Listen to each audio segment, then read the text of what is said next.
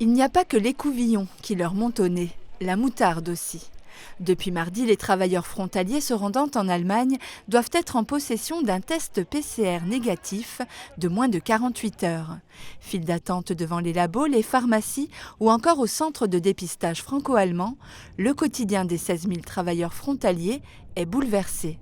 Je commence le matin à 8h, 8h30 à ma concession, 8h, 8h30. Donc à 7h30, 7h40, je viens ici pour faire ce test, qui est quand même très embêtant au niveau du nez ou de la gorge, quoi. Il y a beaucoup de monde à la frontière qui attendent. Est-ce que c'est... Oui, c'est à flux tendu, hein. Le test se fait à flux tendu, donc ça va relativement vite.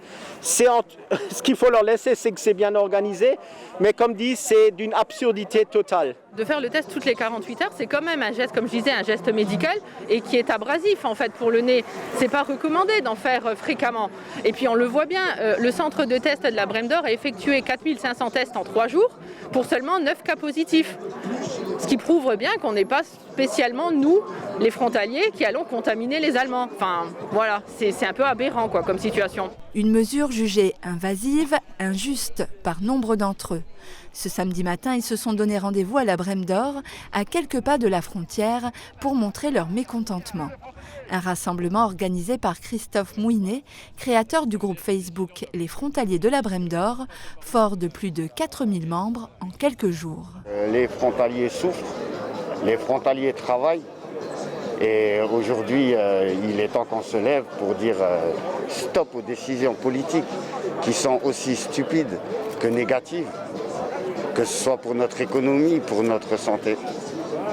Donc mon mouvement, il a un but, c'est de soutenir tous les frontaliers, les gens qui travaillent vraiment. Et il faut savoir que c'est les gens qui travaillent qui payent tous les jours.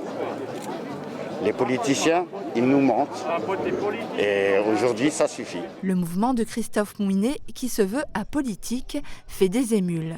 Un second rassemblement est déjà prévu à la frontière sarregueminoise, samedi 20 mars à 14h, à l'initiative, cette fois, du comité de défense des travailleurs frontaliers, présidé par Arsène Schmitt. C'est pire que l'année dernière. L'année dernière, il y avait bien entendu, nous devions faire des détours pour aller travailler, mais on avait notre passe et on rentrait le soir, c'était tranquille.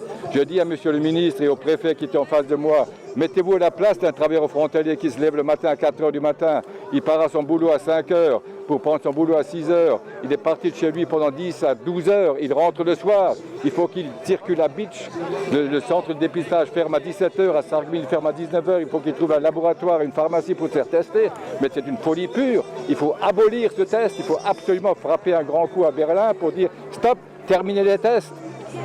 C'est une honte ce qui se passe actuellement, c'est une honte, la pure folie. Ce sont bien les décisions prises par Paris et Berlin qui sont au cœur des revendications des manifestants. Des manifestants rejoints par des gilets jaunes sarrois et mosellans, arborant les drapeaux des deux pays. Au centre, celui de l'Europe, une Europe qu'ils aimeraient sans frontières et sans test PCR.